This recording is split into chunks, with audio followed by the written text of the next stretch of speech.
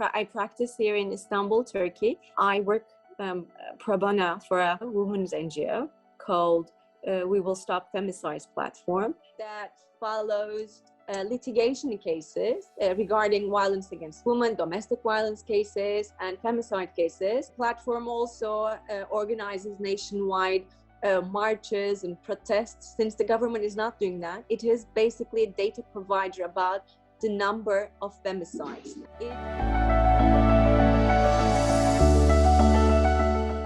And we see that there is an increasing number of violence against women in Turkey, undetected number of violence issues, and the government says we don't have a definition called femicide.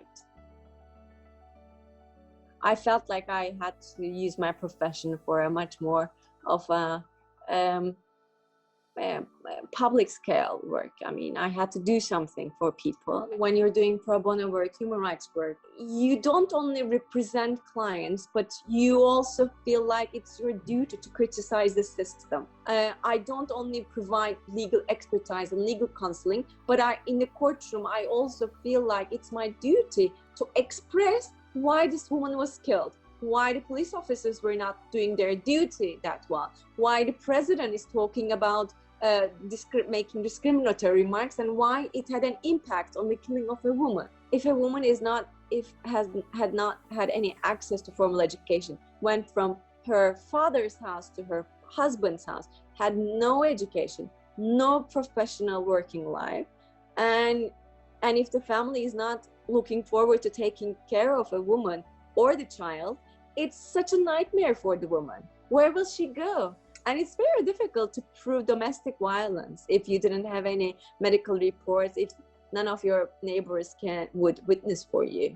How would you prove that? You would not be able to get a divorce. When I talk about violence against women, I talk about women's inability to have access to formal education and formal social security and recruitment opportunities. So I try to address all of this.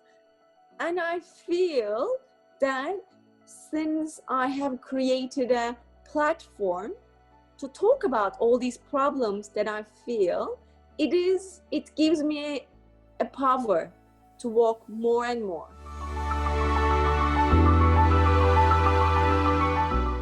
I try to remind myself all the time that this whole emotional turmoil that I face and confront and live and work with are part of a very systematic discrimination against women, and it's a global thing. It's not only specific to my country, but it's much more severe in these countries who experience the loss of democratic power. There is this borderless global solidarity that connects us. So being part of this solidarity just gives me hope, and I feel like I have to go on moving. This shows that the women in my country are not silent. Knowing this resistance exists, and knowing this young generation of women who have experienced violence have come to the realization at this age, technology age,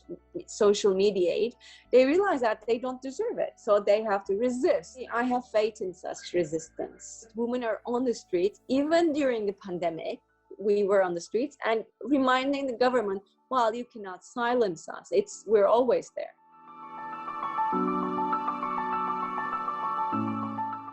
One of my recent divorce cases, there was domestic violence in the divorce and 3 kids. And she said, I'm so frightened, so I may not start this lawsuit. After one of the recent hearings, she said,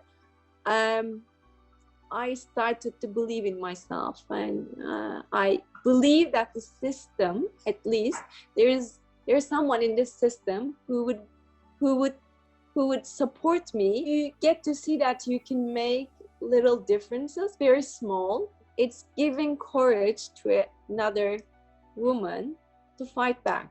If I am professionally capable of giving that strength to a woman, I think it's the biggest success that I can have.